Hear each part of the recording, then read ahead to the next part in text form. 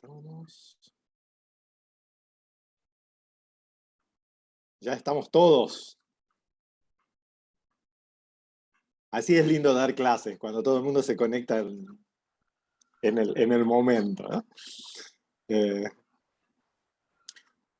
bueno, como habíamos hablado ya en la clase anterior, y recién sobre el esquema de las edades y todo eso, vamos a ir siguiendo, repito, como esqueleto, no como palabra santa, el esquema más famoso, que es el esquema de Jean Piaget. Jean Piaget fue un psicoanalista suizo, muy famoso en el ámbito de la educación, y tan influyente, que su esquema teórico sobre el desarrollo intelectual del niño, de los niños, o como está de moda ahora decir, de las niñas y las niñas, les niñes, no sé ya cómo hay que decir, que fue tan influyente que la escuela graduada, el famoso primer grado, segundo grado, empezar a los 6 años, 7 años, 8 años, eh, está pautado ese esquema en la propia teoría de Jean Piaget.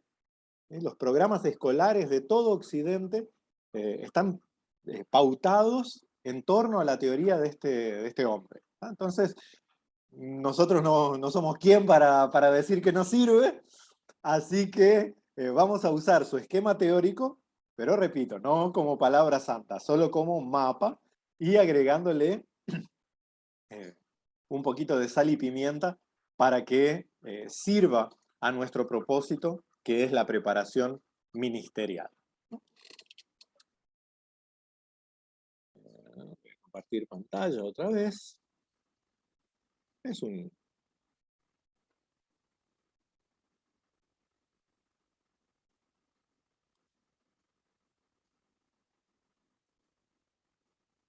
Bien. Aquí tenemos entonces el esquema de Piaget. El esquema de Piaget abarca, aunque después se extendió a algunos teóricos posteriores y el mismo Piaget acrecentaron características de edades superiores, el esquema básico de Piaget abarca desde el nacimiento, desde el alumbramiento, hasta aproximadamente los 13 años. Ese es su foco de interés y donde él centró sus estudios, porque, repito, no solo él fue tomado como referencia en lo que se refiere a educación, sino que él mismo era psicólogo escolar. Entonces, es obvio que lo que le interesaba era el desarrollo psicológico y principalmente intelectual de los niños en edad escolar. No es por capricho que el estudioso se centró en estas edades. Estudiosos posteriores continuaron la obra de Piaget. Repito, el mismo Piaget hizo algunas incursiones en edades posteriores, ¿sí? La adolescencia, la juventud y algunos aspectos de la adultez. Pero su teoría fundamental queda en los primeros 12 años de vida. Y, como buen psicoanalista que era, casi todo su foco está en los primeros 3 años de vida. El resto es simple arreglo. Sí, la melodía se compone en los primeros 3 años de vida y el resto es solo interpretación. Esto es básico de cualquiera que toma el psicoanálisis como fundamento, ¿no? El psicoanálisis parte de ese presupuesto teórico de que los primeros años de vida son los que forman por completo la personalidad humana. ¿Ya alguien escuchó alguna vez aquel dicho popular de que si un árbol crece torcido, después no lo endereza nadie? Bueno, esa es la base teórica del psicoanálisis. Es cómo nace el árbol, o cómo crece sus primeros tiempos la personalidad humana, que eso ya determina el resto de la vida. No hay posibilidad de cambio, siempre hay posibilidad de adaptación o maquillaje, pero cambio real no hay. Lo que está bien, lo que está mal, y ya está, totalmente determinista. Y el buen Piaget se quedó con eso. ¿Sí? Los primeros 3 años de vida marcan el resto, podríamos decir como los autos. Los primeros 5 años vienen con garantía, después ya te arreglás solo. Si tenés un buen mecánico va a andar, y si el mecánico es malo, ya no hay chance. Solo los primeros 5 años tiene garantía de formar una personalidad más o menos equilibrada. Personalmente considero esto una absoluta tontería, pero la teoría psicoanalítica parte de este presupuesto. ¿De dónde nace Sí, adelante, César. Sí, ¿qué pasa, verdad, en la época de la adolescencia? Según esta teoría, ¿verdad? En la época de adolescencia lo único que ocurre es adaptación, no hay cambios. Como decía antes, aunque Piaget no se adentró en la adolescencia ni en la juventud, algunos continuadores de Piaget sí lo hicieron y sostienen que... ¿Cuál es la característica? Para que quede más claro, lo voy a hacer con preguntas. ¿Cuál es la característica típica de la adolescencia? Que todo lo adolece, que todo le duele. Sí, pero la característica de carácter propiamente, es la rebeldía, ¿verdad? La edad del pavo. Sí, algunos que tenemos 45 seguimos la misma. Sí. ¿No? Pero Sí. la característica principal es poner en discusión todo. Si vos le decís al adolescente vestite de blanco, se va a vestir de negro. Si le decís el negro te queda lindo, se va a vestir de rosado. Si le decís que el pelo largo está de moda, se va a rapar la cabeza. Y si le decís que hay que andar peladito y bien peinadito, se va a dejar el pelo largo. Ahora bien, según la teoría psicoanalítica, estas rebeldías son en realidad una afirmación del superyo. Vamos a volver unas materias atrás. El superyo son los mandatos culturales, que funcionan de manera inconsciente. Entonces, ¿qué hace el adolescente? Se rebela contra estos para reafirmarlos. Aparentemente los está discutiendo, pero terminada la adolescencia se hace más esclavo de los hábitos que antes. Y eso nos ha pasado a todos. Inclusive los más rebeldes, los más desacatados, en realidad reafirman el modelo. Pero según esta teoría, no hay manera de... o sea, la manera en que pasás la adolescencia está programada por esos primeros 5 años de vida. Que vas a ser más rebelde, más adaptable, menos adaptable. Todo está determinado por esos primeros años de vida. Ya. Un rebote más o menos es lo que... Justamente. Entonces, es por eso que no se adentró en estudios más de mayor edad. Teóricos posteriores o teóricos de otras corrientes sí, ya han hecho estudios profundos con adolescentes, con jóvenes, con adultos, con ancianos, ¿sí? De cómo el psiquismo humano se va adaptando a las diferentes edades y a los diferentes desafíos. ¿Sí? Pero vamos a seguir el esquema de Piaget un poquito y centrarnos hoy en la niñez.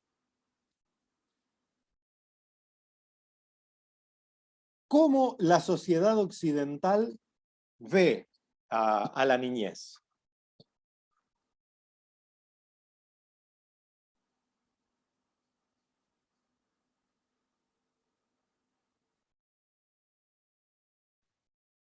¿Cómo normalmente ven?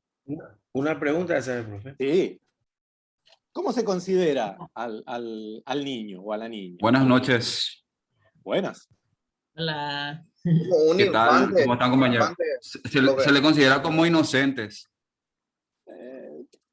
no vamos al aspecto teológico-cultural, sino a la consideración intelectual.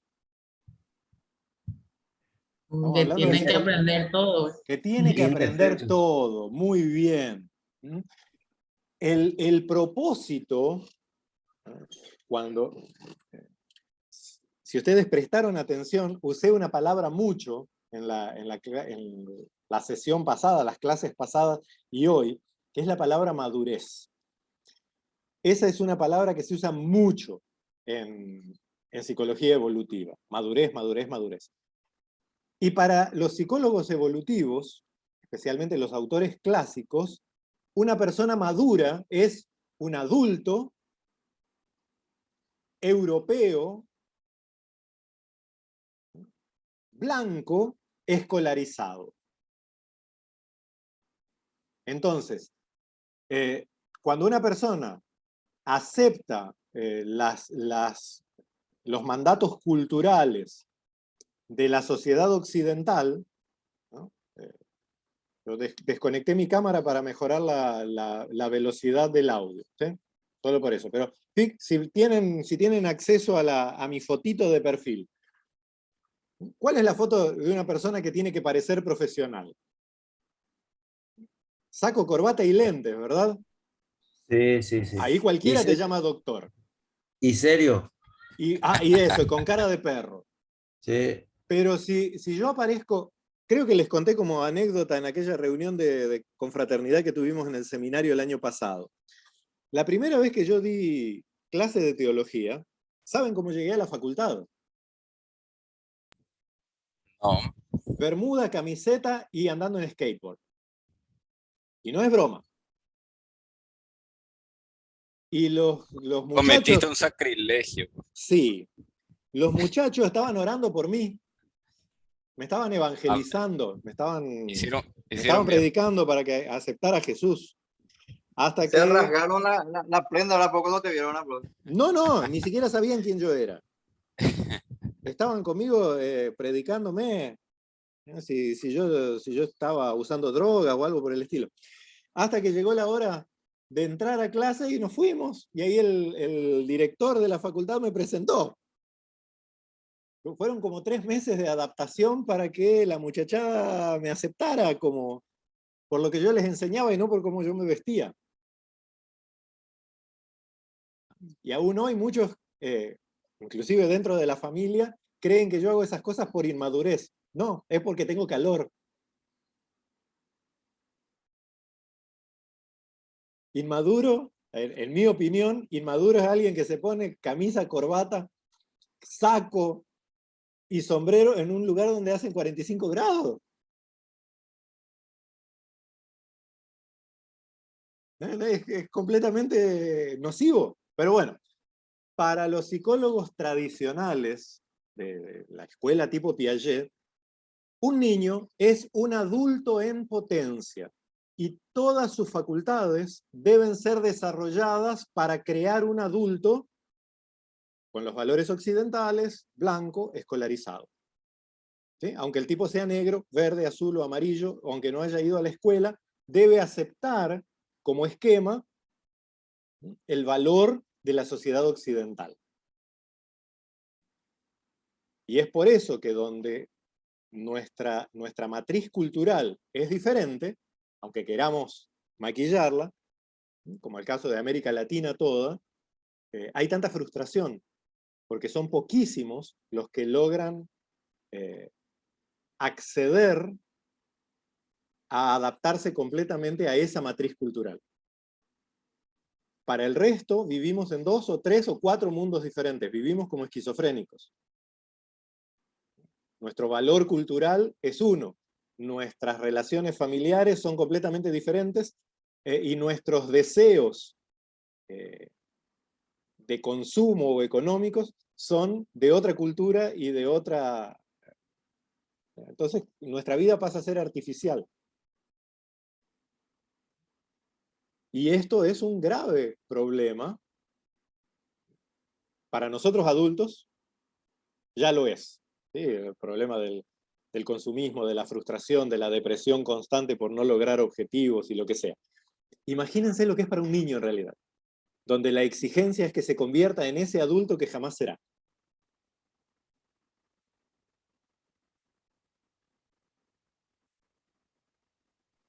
Profe, la cultura oriental es una cultura que desde chico le aplica, ¿verdad? Este tipo de enseñanza, ¿verdad? De enseñarle a ser ya adulto a criaturas desde chico.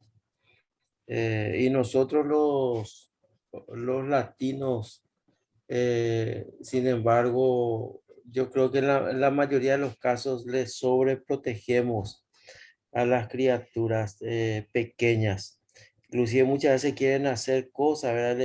Le decimos que no y llega el tiempo donde le queremos decir que, o sea, le decimos que hagan y ya no quieren hacer. Ya, no vamos a mezclar la adaptación al medio, o sea, la adaptación a cada medio cultural, pues somos seres sociales y sí o sí necesitamos formas de convivencia, sea cual fuere nuestra cultura, nuestra tradición o lo que fuere. ¿Ah? No vamos a mezclar eso con considerar a una persona con sus facultades desarrolladas o no.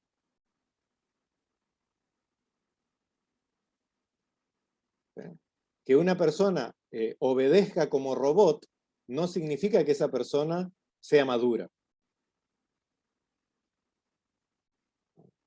Entonces tenemos que tener mucha apertura eh, para aceptar que los seres humanos nos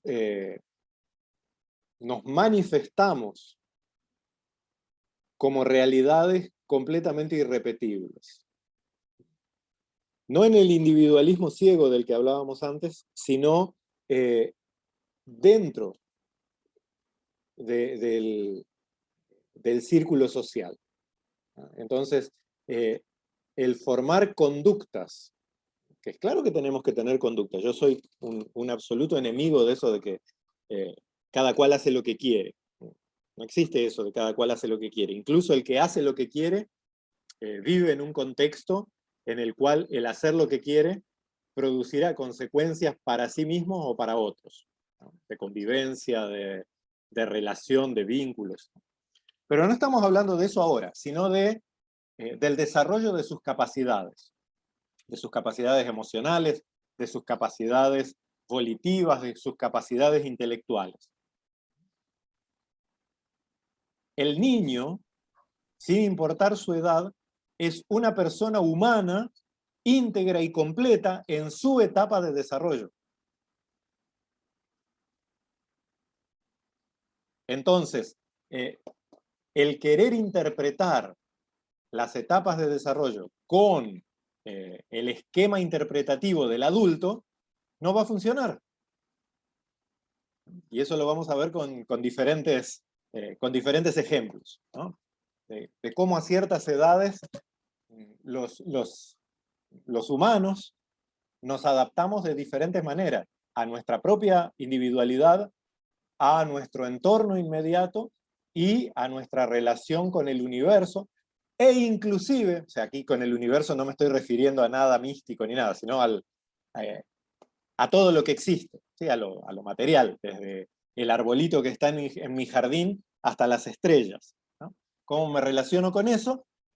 Y también, aunque no lo crean, hay estudios muy profundos, ahora no me acuerdo, voy a buscarlo para la próxima sesión, un autor que además de psicólogo, bueno, pues se jubiló, pero era pastor metodista, y él hizo un estudio muy largo de varios años con los niños y la espiritualidad, y de cómo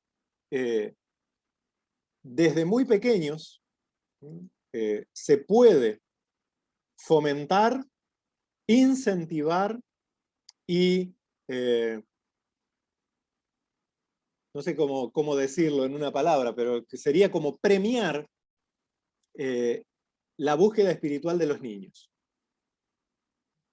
Y que eso crea, sí, o fomenta, o pone las bases para una adultez, o primero una niñez y una juventud, pero una adultez mucho más equilibrada, mucho más completa, mucho más integral, y, palabra de moda, mucho más resiliente, que cuando se niega de que un niño perdón, tenga noción y acceso a su aspecto espiritual, ¿no? Pero esto vamos a hablar después.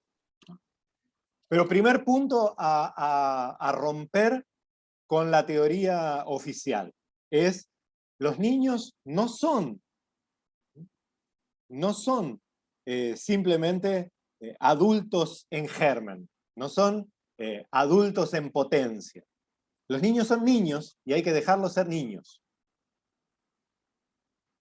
Y en su edad, en su desarrollo, en sus capacidades, deben ser incentivados y promovidos a un desarrollo y a una expresión integral de lo que es en ese momento. Varias veces les dije, yo tengo hijos pequeños. ¿Por qué le perdemos la paciencia a los hijos pequeños? ¿Cuál es una de las principales causas de perderle la paciencia? Porque es que esperamos que hagan cosas de más grandes. Pero recién, hagan por ejemplo, caso. a ver, acá se me cambió la disposición de los videitos, pero en la primera clase el primero que se conectó fue David. Y 2 minutos estuvo conectado, se desconectó y pasaba para otra sala. ¿Por qué? ¿Está David conectado? El ruido. ¿No? Por el ruido. Eso es. Yo soy papá de 2 niños chiquititos, y creo que algunos de ustedes también. Bueno, Luis sé que también, una niña chiquitita, más o menos de la edad de la mía. Hacen ruido, y nosotros decimos, cállate.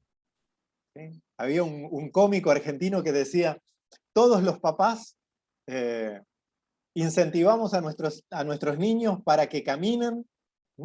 Dar los primeros pasitos y para que hablen. ¡Ay, dijo mamá! Pero una vez que aprenden a caminar y hablar, ¿qué es lo primero que les decimos? Cállate y quédate quieto. Ese es el adulto occidental. Entonces, el ver al niño como un pequeño adulto, lo que recién decía Mabel, nuestras exigencias es que se comporten como adultos. Y no está mal enseñarles valores, enseñarles normas de convivencia, enseñarles moral, no está mal. Pero esperar que se comporten como nos comportaríamos nosotros está fuera de contexto. Entonces, primera lección práctica de la psicología evolutiva: aceptar que los seres humanos nos desarrollamos, nos manifestamos y actuamos de acuerdo a nuestro propio ritmo. Después vamos a hablar de eso, de los focos de intereses, las inteligencias múltiples, eso vamos a tratar en unidades posteriores. Pero ahora lo esencial es entender esto. Los niños no son adultos incompletos. Los niños son niños. Si logramos comprender esto, muchísimo de nuestra actividad congregacional, familiar, educativa, cambiaría radicalmente. Sé que tenemos al menos una educadora aquí, pero espero que más. ¿Alguien tiene idea? Por ejemplo, vamos a primer grado, primero o segundo grado. ¿Cuál es la ventana de atención? O sea, el periodo de atención directa, de concentración que puede tener un niño de 7 años. 20 10 minutos. 20 minutos, 7 años. 5 a 10 minutos. ¿Quién dijo 5 a 10 Qué minutos? coraje. Identifíquese. Yo. Sí, yo, ok, súper. No estoy viendo los videos, no sean malos. Diga su Mario. nombre. ¿Quién? Mario. Mario, muy bien, Mario. Sí, esa es 5 a 10 minutos. 20 minutos tiene un chico de 14 años. Ahora, fíjense, tenemos niños de primero o segundo grado, 40 minutos sentados escuchando a la maestra. Es una tortura, es una locura además. Por eso que los niños no aprenden nada. No es porque sean brutos ni nada por el estilo, sino que su capacidad de seguir un hilo se cierra entre 5 y 10 minutos. Normalmente se habla de que mientras el ser humano está en crecimiento hasta la adolescencia, podemos calcular de 1 minuto por año de edad. En promedio. Entonces un niño o niña de 6 años va a tener 6 minutos de ventana de atención. Uno de 10 minutos. Claro, ahí depende del carácter, también de la onda de la maestra, lo que sea. Pero lo que me refiero es a que muchas veces hacemos exigencias. Yo ya hice el experimento con mis niños, pobrecitos, los he usado de conejillos varias veces. Pero de obligarlos, amistosamente, pero obligarlos a decir, bueno, te vas a quedar quieto, quieto absolutamente, especialmente el más chiquito, que es terrible. No sé cómo hace, pero se despierta a las 5 de la mañana y hasta las 12 de la noche anda pila, no para. Pero quédate quieto, Mateo, quédate quieto. Y medir el tiempo que puede quedarse quieto, concentrado, totalmente quieto. Son 3, 4 minutos de quietud absoluta, quietud, silencio. Si aprendiéramos esas cosas, esas ventanas, podríamos crear espacios de disciplina, de quietud, pero normalmente no lo hacemos. Entonces, voy a repetir la idea de este bloque. Los niños no son adultos en potencia. Los niños son niños. Y ya están completos y perfectos para su edad. Y esto que parece muy teórico, es muy interesante para la escuela dominical.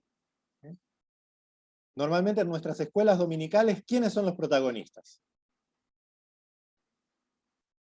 Sin vergüenza, creo que La todos educación crecimos en la en iglesia. general, Sí, la maestra o la el maestro. maestra. Yo preparé esta lección y está súper orgullosa y quizás pasó, ¿no? Yo conozco maestras de escuela dominical que son, pero fantásticas, que se pasan, ¿no? Termina el domingo, vuelven a casa y ya a la tarde ya empiezan a preparar los materiales, pasan toda la semana preparando un arca de Noé hecha de palitos de helado, y no sé, te hacen un show, pero fantástico.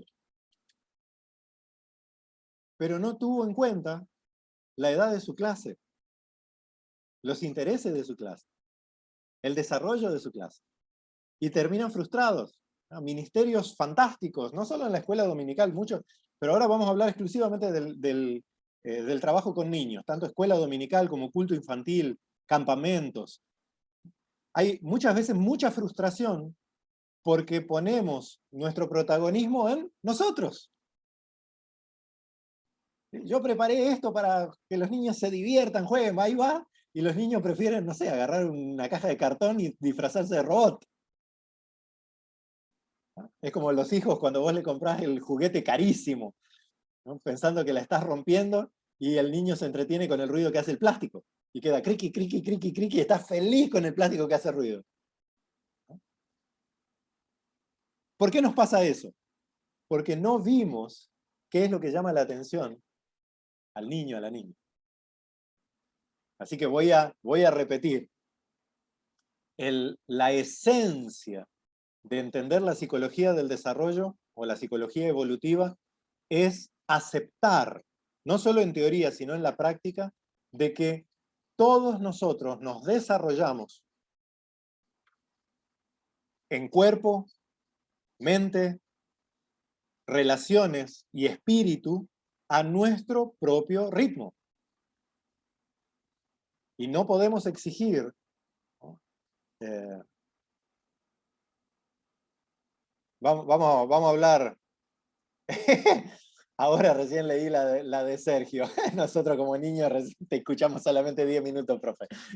Gracias, Sergio, uno honesto. Pero muchas veces no calculamos. No calculamos. Ahí el hijito de Luis me está saludando. Él está prestando más atención que Luis. Ese ahí va a llevar un 5. Fiandro con suerte va a llevar un 2. No, ni un 2. Tenés razón, Fiandro, ni un 2. Ya vamos perdidos desde la primera clase. Entonces, tenemos que aprender qué es lo que llama la atención, qué es lo que incentiva, qué es lo que mueve a cada edad para llegar a ellos. Por ejemplo, en un ratito vamos ahí sí a entrar en las edades de Piaget, en esta, ¿cómo es? En esta... Este cuadrito que puse acá, el crecimiento del niño como ese famoso de la evolución, ¿no? Vamos a entrar en diferentes edades con cosas que a veces nosotros tomamos como defectos de un niño. Vamos a ver cuestiones de movimiento, hoy en forma panorámica y después sí, del martes que viene, lunes que viene, mirá cómo estoy, hablando de prestar atención. Del lunes que viene en adelante sí vamos a entrar puntualmente en cada edad, cada características y los aspectos prácticos para la educación, para la familia, para el aconsejamiento, para la escuela dominical. Hoy vamos a hacer un pantallazo general, ahora sí, de todas las edades del niño en el próximo bloque. Pero aspectos, por ejemplo, ¿quién ya inventó mentiras siendo niño? Que venía del espacio, o que su familia vivía en una cueva. ¿Quién de ustedes? Vamos a hacer un... Sergio. Sergio, estoy seguro que Sergio. Sergio seguro vino de otro No, planeta. no, Ahora, con mi no, cuando peinado les Sergio puedo decir nació que la no había respuesta es todavía nave alienígenas. espacial. Cuando Sergio nació no había nave espacial. No había nave espacial. Pero en serio, de niños, nunca inventaron una historieta. ¡Simpático! Que su familia era de cavernícolas, que vivían en un dibujo animado. Nunca. Yo sí. Hoy vi un meme que no lo pude copiar, después lo perdí, pero me encantó. Que decía, era una chica en bicicleta que decía yo, y llevaba una maleta, decía, todas mis vidas imaginarias para cuando me aburro.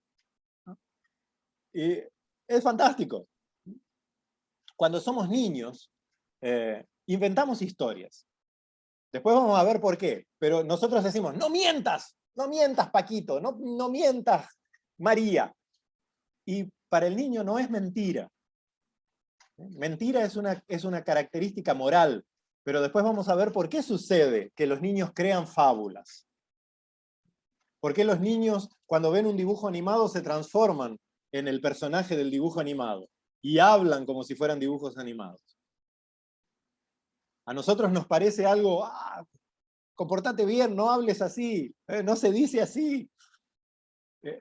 Pero ahora les adelanto que no es mentira, no es fabulación, no es algo que el niño inventa para hacer daño, sino que representa una etapa natural y al mismo tiempo necesaria del desarrollo de los niños para poder interactuar con la sociedad, con otros vínculos. O niños más chiquitos, las palabras inventadas. Por ejemplo, agarrás un libro y un niño chiquitito, recién empiezan sus primeros sonidos, te dice a esto, no sé, Iku, a ponerle algún sonido, Iku. Y los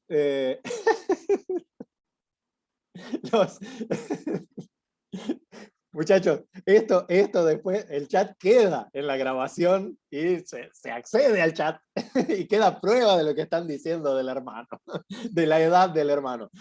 No quiero saber lo que escriben del profesor. Bueno, por lo menos sabemos conectar el Zoom.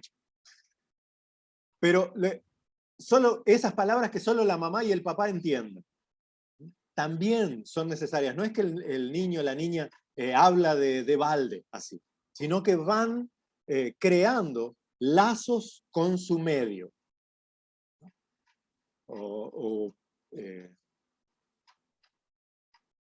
Hay... no me sale cómo iniciar el comentario, pero hay, por ejemplo, dibujitos animados muy buenos, donde los personajes, algunas partes hablan en inglés. Para poner un ejemplo. Que están hechos para niños hasta 3 años. No sabe hablar castellano o guaraní y lo vas a poner a que escuche en inglés. Ha sido demostrado que este tipo de herramientas educativas, en cualquier idioma o con cualquier tipo de materias, se graban en esas celdillas de memoria inconsciente. Y cuando llegan etapas posteriores y aprenden de verdad, eso que fue sembrado en el inicio, renace como facilidad de aprendizaje. Entonces, en vez de crear las historietas de pequeños héroes, deberíamos ser un poquito más inteligentes los cristianos y crear lecturas bíblicas para los niños. Y sembrar en las mentes chiquititas la palabra de Dios. No para que la repitan, nada mágico ni místico, sino realmente como un sistema de aprendizaje. Para que cuando sean, vamos a decir, pensantes, siempre son, pero pensantes en el sentido adulto, y les queramos enseñar, la Biblia no sea un libro extraño o un libro aburrido, sino que son sus historias de toda la vida. Y a veces fallamos en esas cosas. En pensar que nuestra forma de comunicación es una forma de comunicación desarrollada y que los niños deben ser tratados como tontos, como... No, eso es lo más... Los tontos somos nosotros, los adultos. A los niños, si les incentivamos todas las capacidades, aparentemente no responden, aparentemente, pero en sus capas más profundas de memoria y de pensamiento, lo que sembramos son la semilla de su futuro. Entonces, si ponemos buena semilla, el fruto será bueno. Si ponemos basura, el fruto, bueno, ya sabemos lo que va a dar. De una sandía no nace naranja. Cada semilla, cada fruto según su simiente, ¿no? Volviendo a Génesis 1:29.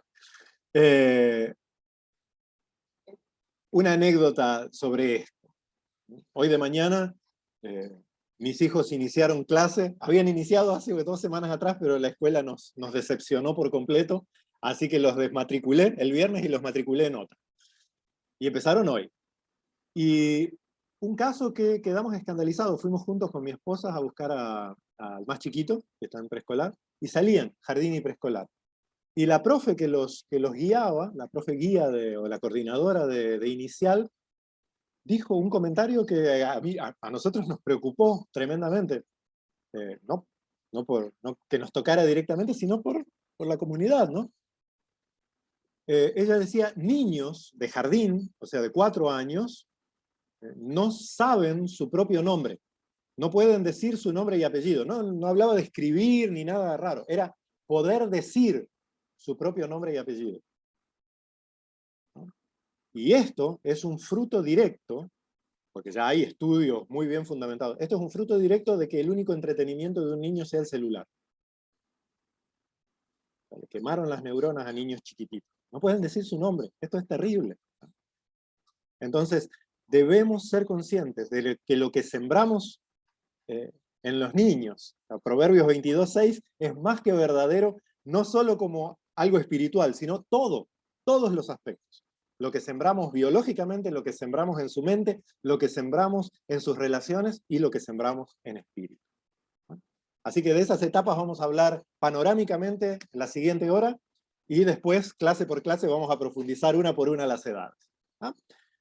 Quedamos, entonces nos vemos a las 20:30. Dale, profe.